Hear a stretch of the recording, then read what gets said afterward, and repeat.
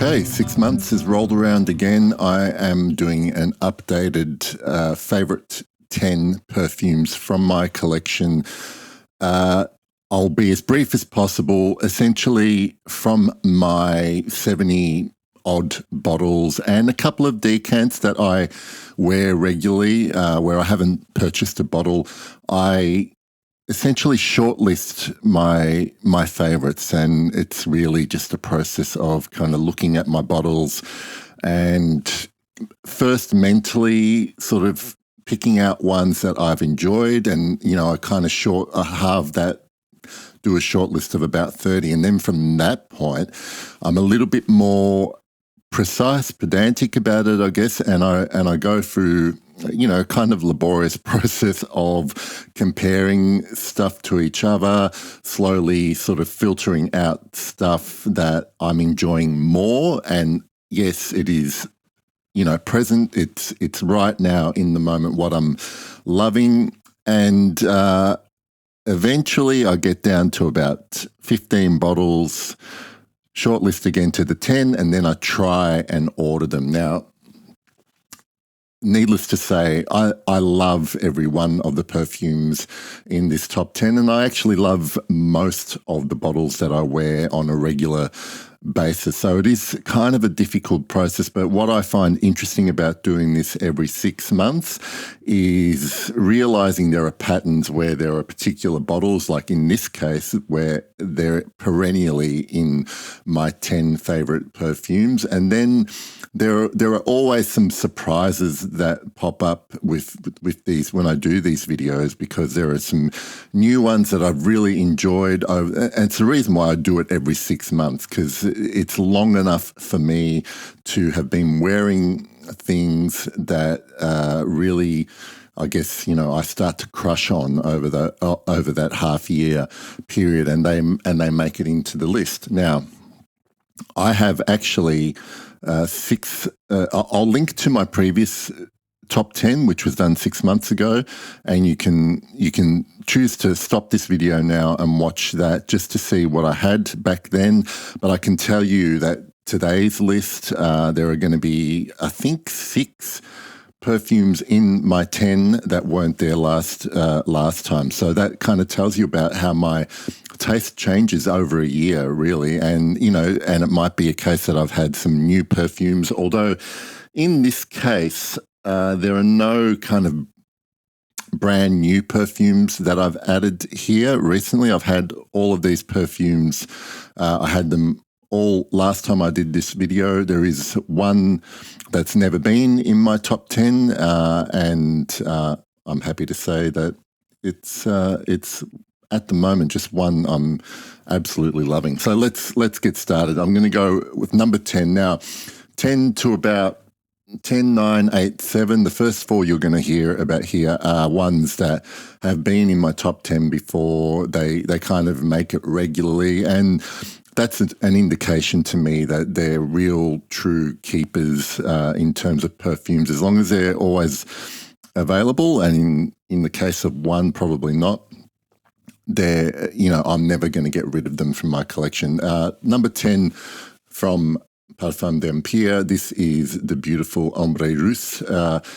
It is one of the few perfumes I have in my collection that has quite discernible boozy element. It's one of now only the handful of amber perfumes that I have, but here the amber is ambergris more than your traditional labdanum, benzoin, and vanilla style amber accord. There is incense slivering through this. There's a tea note in here, and the boozy element supposedly comes from vodka and champagne accords, although I never smell this and think I can smell vodka or specifically champagne, but definitely there is something here that exudes booziness. So it's a beautiful, opulent, boozy amber that I have loved for years, and I've had this perfume in my rotation for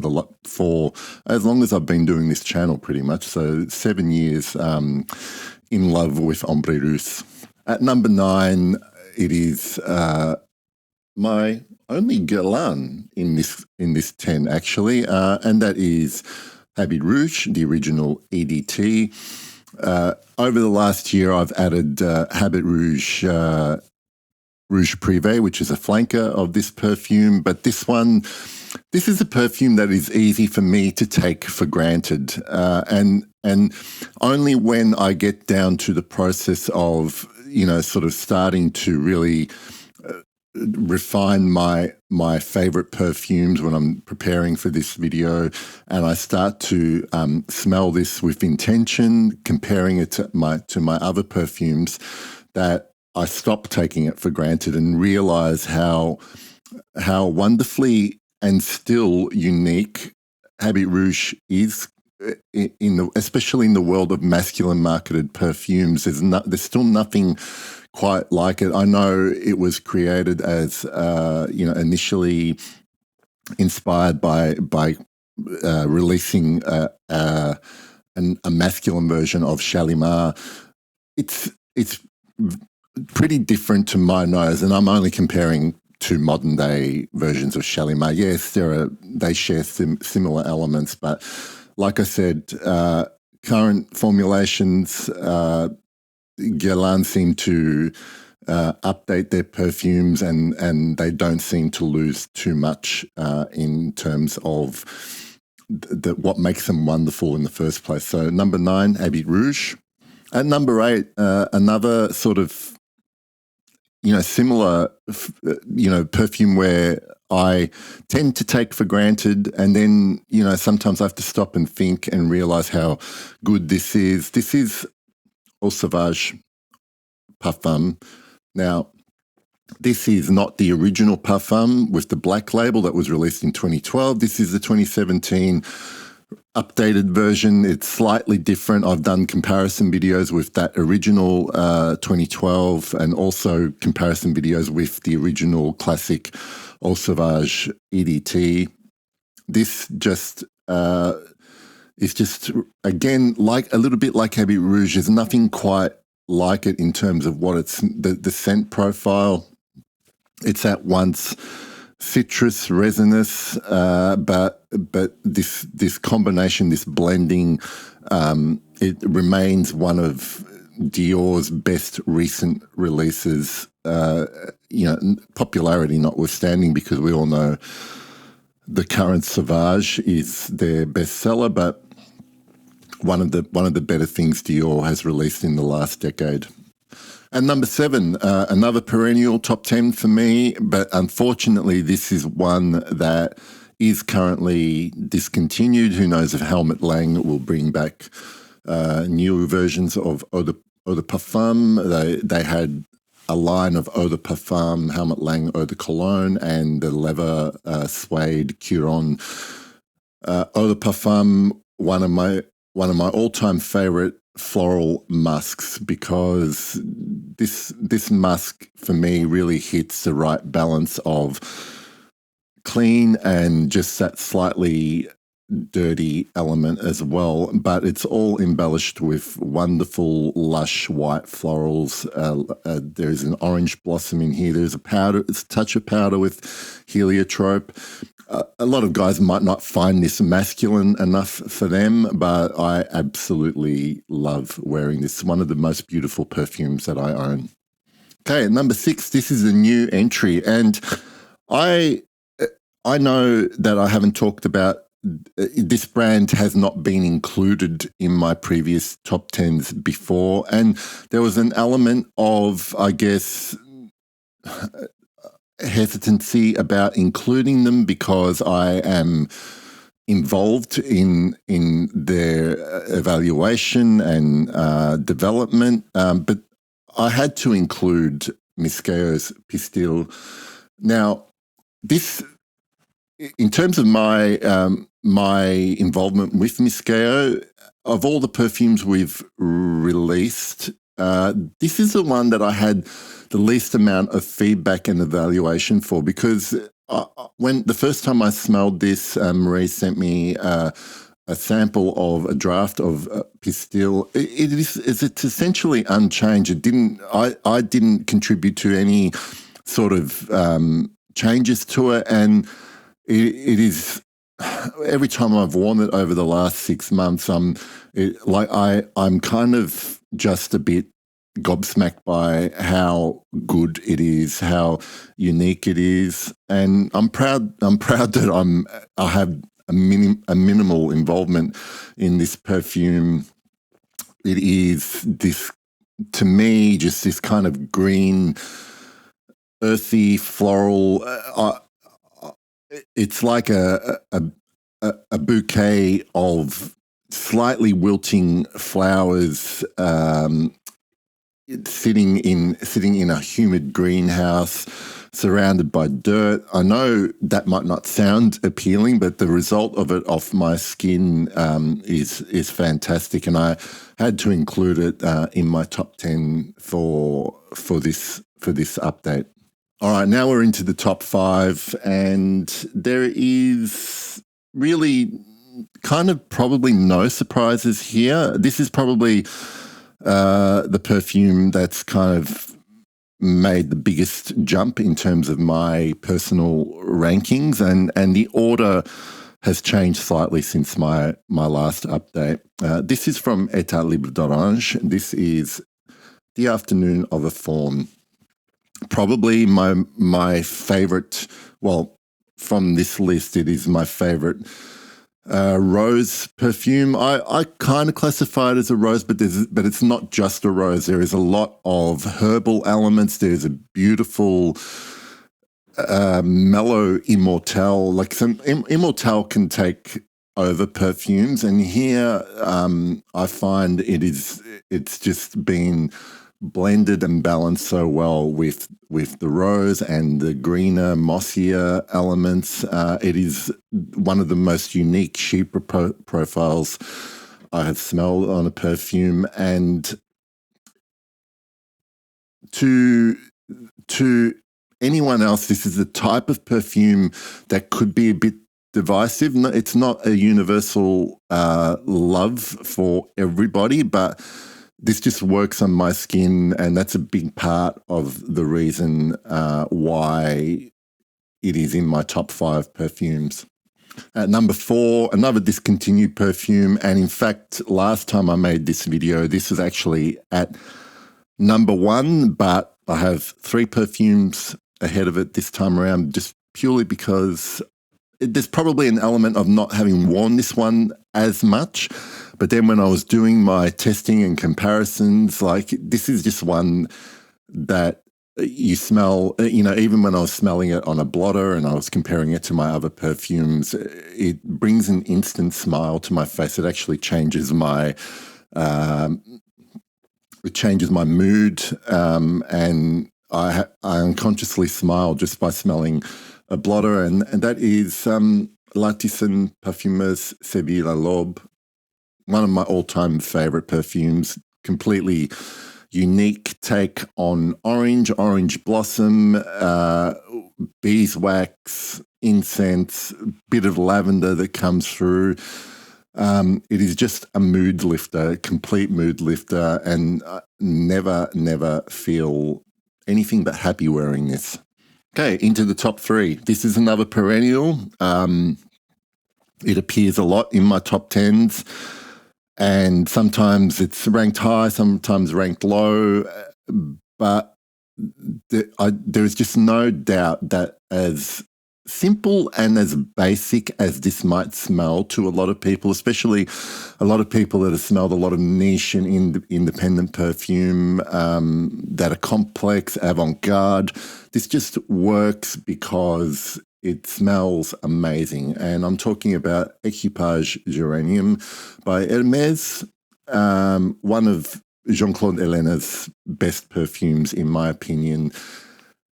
Unfortunately, it seems like this is also discontinued now, although I know Hermes have been known to take stuff off their website and then it appears later on. But I'm very, very happy I have this much of this left because I absolutely love this perfume. Works every time. There's no day that I've ever worn this perfume where I have felt like I'm looking forward to changing it or washing it off. Never, ever. Another one that just makes me feel good when I wear it. And down to the last two. Now, last time I did this video, this perfume was in the exact same place at number 2. Nothing has changed. I still think it's an amazing perfume. I still think it's one of the best releases of the last year and a half. That's Gilded by Bougie. Just an amazing incense. There's an amazing sort of civet. There's a civet note in here that doesn't bring anything animalic or associated with animalics here, but somehow I feel like this particular ingredient in this construction just holds everything together like a perfect glue, and adds this kind of rich lushness to the incense that this perfume pretty much is identified by. Again, smelled nothing like it before. Love wearing it. This one, unlike something like Sevilla L'Aube or Equipage Geranium, when I wear this, it's not so much that I feel good wearing it. This kind of this gives me a little bit of a different identity when I wear this perfume, if that makes sense. This is one that plays with your imagination and kind of transforms your personality on a micro level, I guess, when I'm wearing this. I just love it. I love perfumes that really affect your psyche in a positive way. And at number 1, and pretty much the same effect that something like Gilded has on me. Look, between Gilded and this perfume, it was really minute differences. It really came down to when I was smelling these two head to head on a blotter and on my arms. It was more the fact that I kept wanting to come back to this perfume and smell it more. That is Grimoire by Anatole Le Breton. This perfume is just like a story in a bottle, a short fantasy story. I don't know if it is the combination of notes that are doing that. Again, incense here, the note of cumin plays a big part, and then the dry down is just really captivating. There is this beautiful sweetness in the dry down that never veers into saccharine territory. I love just the way it balances spice, sweetness, and there is this kind of mysterious darkness that sits over the top of it. It is kind of one of the more abstract perfumes that I have, and very difficult for me to describe. Other than it transforms. Like, this is another one that transforms your imagination, lets you play a little bit of a different character, brings out different aspects of your character when you wear it. And when perfume does that and smells good, it's completely wearable. They become favorites for a reason. So I'm happy to say for this 6 months, this is my number 1 perfume, Grimoire by Anatole Le Breton. That is the 10 for what is it, end of April 2024. In 6 months' time, I'll do another one and we'll see what my tastes are like then. Thank you for watching. Let me know if you have any thoughts in the comments. Let me know what your favorite perfumes are at the moment. And this was fun to do. This is always fun to do. So I will see you soon with another video, and thanks for watching. Bye.